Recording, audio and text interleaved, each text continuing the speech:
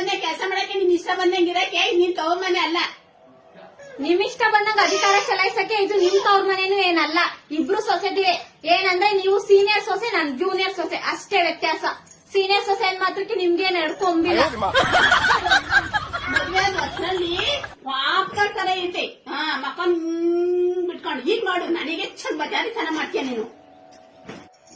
ನೀವು ಅಷ್ಟೇ, ನನ್ನ ನೋಡಕ್ ಬಂದಾಗ ಎಷ್ಟು ಸೈಲೆಂಟ್ ಆಗಿದ್ರಿ, ಇಷ್ಟೇ ಸೈಲೆಂಟ್ ಆಗಿದಾರೇನೋ ಅನ್ಕೊಂಡಿದ್ದೆ. ಆದ್ರೆ ಈಗಂತೂ ವಟ ವಟ ವಟ ಅಂತಾನೆ ಇರ್ತೀರ, ಒಂದ್ ನಿಮಿಷನೂ ಬಾಯ ಮುಚ್ಚಲ್ಲ.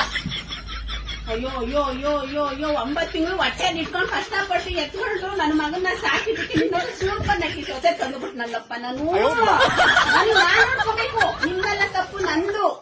ಬೆಳ್ಳಗೈತೆ, ನುಣ್ಣಗೈತೆ, ಸಣ್ಣವಾಗೈತೆ, ಅಂದವಾಗೈತೆ ಅಂತ ತಂದಿದ್ದೀನಲ್ಲ, ನನ್ ತಪ್ಪು. ನಾನ್ ನೋಡ್ಕೋಬೇಕು ಫಸ್ಟ್.